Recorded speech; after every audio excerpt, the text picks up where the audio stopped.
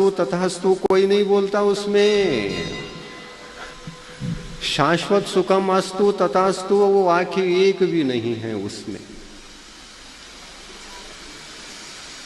विगत काल में इस पूजन पद्धति में शांति धारा नामक कोई भी विषय था नहीं।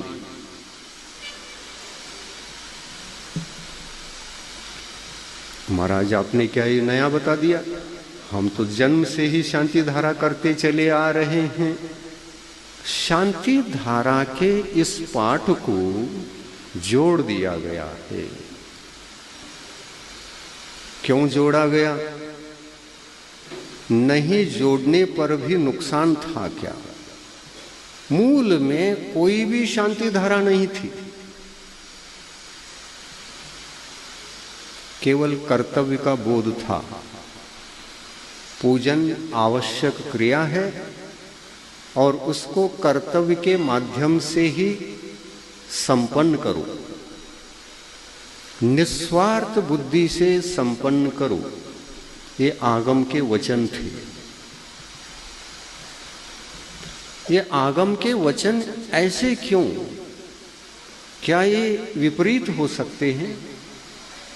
भगवान की वाणी ये है कि मेरे पास आते हो तो सावकार बनकर मेरे पास आया करो, भिखारी बनकर मेरे पास आओगे तो बड़ा नुकसान पाओगे। क्यों?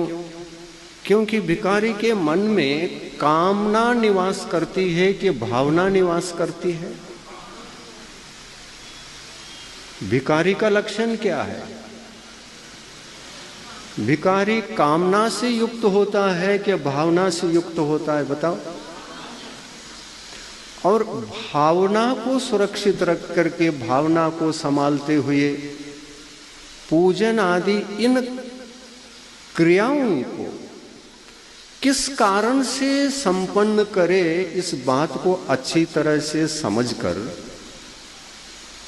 हेतु समझकर, कारण समझकर, उसका लाभ हानि समझकर यदि हम करेंगे, भावना से करेंगे, कर्तव्य से करेंगे। और जिनेंद्र भगवान की वाणी तो यही है, प्रतिपल आप भावना के जीवन को जियो, कामना का जीवन जीना आवश्यक नहीं है।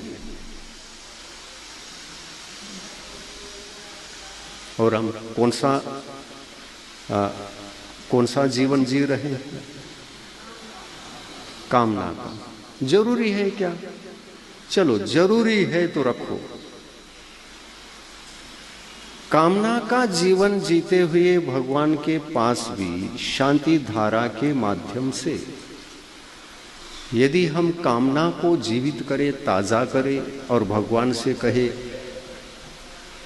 धन ऐश्वर्यम अस्तु, तो भगवान को कहना पड़ेगा तथास्तु।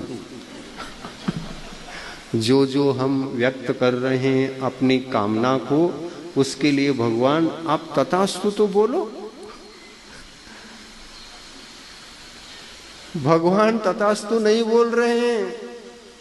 और पूजन करने वाले जो है ना, उसी में से दो वर्ग हो जाता है। एक शांति धारा बोलता है और एक तथास्तु तथास्तु तथास्तु कहता रहता है। तो उनका आशीर्वाद मिल रहा है आपको।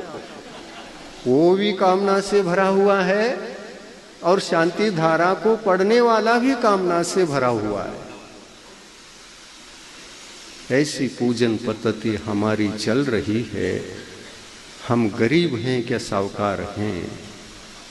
आत्मा से, विचारों से, कर्तव्यों में, निस्वार्थ कर्तव्य करने के क्षेत्र में, कर्तव्य को निभाने में। एक दिन ऐसा भी आप कहोगे शांति धारा में, भगवान आप तो तीर्थंकर हैं, जन जन का कल्याण किया, आपके माध्यम से तो 3 लोक के प्राणी आपके वाणी को सुन करके तर जाते हैं और संसार के सारे दुखों को नाश कर और सुखों को भी किनारा करके वे आत्म सुख को पा जाते हैं। ऐसी दिव्य ध्वनि आपकी खिरती है। तीर्थंकर पद पर प्रतिष्ठित होकर के असंख्य जीवों का आप कल्याण करते हैं। ये पद बहुत अच्छा लगता है भगवान हमारे लिए। मैं तो आपका भक्त हूँ और बहुत अच्छा लगता है, बहुत अच्छा लगता है। हे भगवान, शांति धारा में मैं आपके पद की भावना भाऊं या कामना करूं,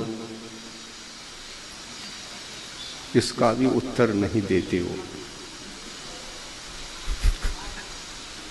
भगवान कैसे समझे हम? और भगवान उत्तर नहीं देते हैं, इसलिए किसी को तथास्तु कहने के लिए नियुक्त किया अपन ने। तुम तथास्तु बोलो, हम कामना करते चले जाते हैं।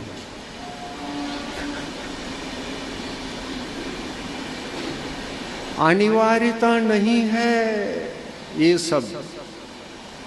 और इसी कारण से पहले के पूजन पद्धतियों में शांति धारा या शांति पाठ जिसको आप पढ़ते हैं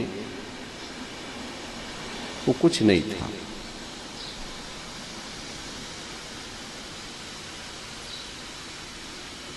हमारी मन की शांति के लिए, हमारी आकुलता को शांत करने के लिए, भैया तुम तड़पो मत, भगवान के सामने आओ, भगवान से निवेदन करो, तुमको शांति मिलेगी।